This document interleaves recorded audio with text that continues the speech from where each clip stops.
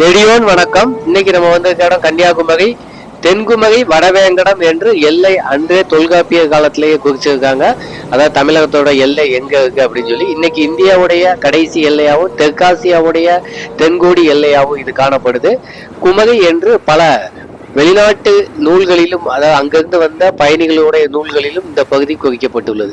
இந்த எல்லையில இந்தியாவுடைய கடைசி அதாவது இன்னைக்கு சாலை வழியா ரோடு போட்ட பின்னாடி அதுக்கு ஒரு கடைசி சந்திப்பு ஒண்ணு இருக்கு.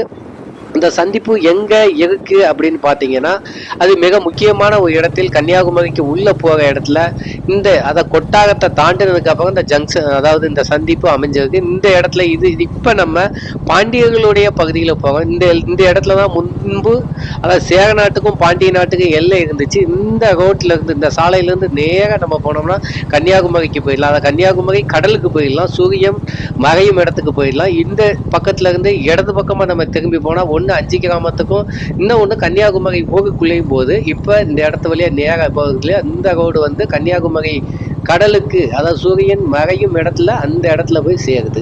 இப்போ அந்த இடத்த ஒரு தடவை சுற்றி வாங்க. இதுதான் இந்தியாவுடைய தமிழகத்தோடைய கடைசி சந்திப்பு. இதுக்கப்புறம் அதாவது சாலை சந்திப்புகள் எதுவும் கிடையாது. ரோடு போய் முடிஞ்சிடும். தேசிய நெடுஞ்சாலை 44 முடிந்து விடும்.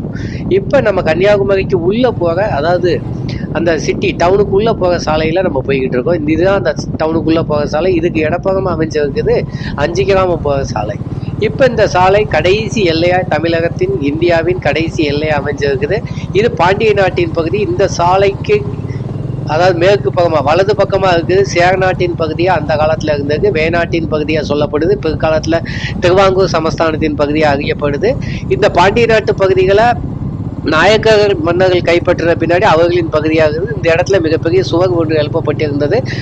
இதான் பாண்டிய வேநாடு அல்லது சேர நாட்டுடைய கடைசி சந்திப்பு பகுதியாகவும் அந்த காலத்துல அமைஞ்சிருக்குது. இன்னைக்கும் தமிழகத்துல இந்தியாவுல கடைசி சந்திப்பு பகுதியா இருக்குது. இன்னொரு முக்கியமான தகவல், நம்ம அந்த வாகனத்தை கிளப்பணும் இல்லையா, அந்த இடத்துல மிக முக்கியமான ஒரு கண்காணிப்பு கோபுரம் வேநாட்டுக்காரங்களால அந்த சுவர் கட்டப்பட்டது. அவங்க கண்காணிப்பு கோபுரத்தை பல இடத்துலையும் கட்டியிருந்தாங்க. இங்கேயும் கண்காணிப்பு கோபுரம் இருந்துச்சு. இதுக்கு அடுத்து தமிழக மின் பகிர்மான கழகத்தால ஒரு மிகப்பெரிய அலுவலகம் அந்த இடத்துல இயங்கிக்கிட்டு இருக்கு. இதுல இருந்து கன்னியாகுமரி சூரியன் மறைய கடத்து பக்கத்துல முன்னாடி அந்த இடத்துலயும் ஒரு கண்காணிப்பு கோபுரம் இப்போ இடிந்த நிலையில காணப்படுது.